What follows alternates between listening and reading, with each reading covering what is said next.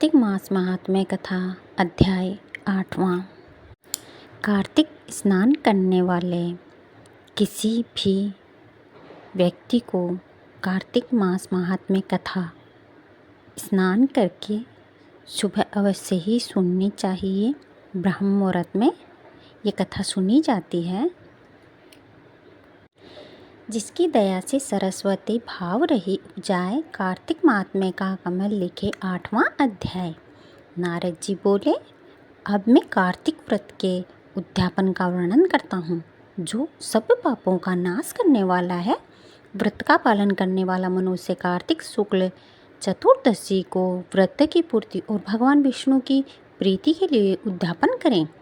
तुलसी के ऊपर एक सुंदर मंडप बनवावें, उसे केले के खंभों से संयुक्त करके नाना प्रकार की धातुओं से उसकी विचित्र शोभा बढ़ावें। मंडप के चारों ओर दीपकों की श्रेणी सुंदर ढंग से सजा कर रखें। उस मंडप में सुंदर बंधनवारों से सुशोभित 4 दरवाजे बनवाएं। उन्हें फूलों से तथा चंवर से सुसज्जित करें।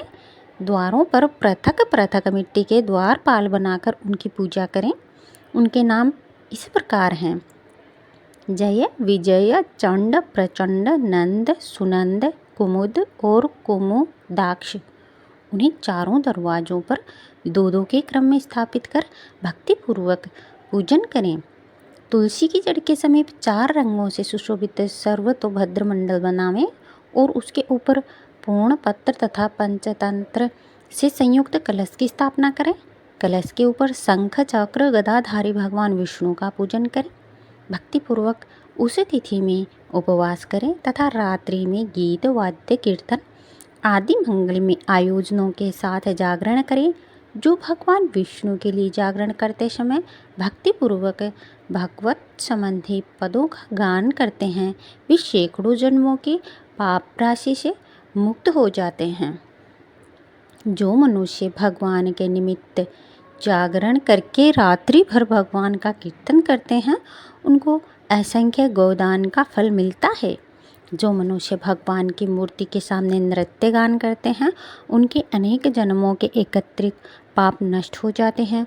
जो भगवान के सम्मुख बैठकर कीर्तन करते हैं और बंसी आदि बजाकर भगवत भक्तों को प्रसन्न करते हैं तथा भक्ति से रात्रि भर जागरण करते हैं, उन्हें करोड़ों तीर्थ करने का फल मिलता है।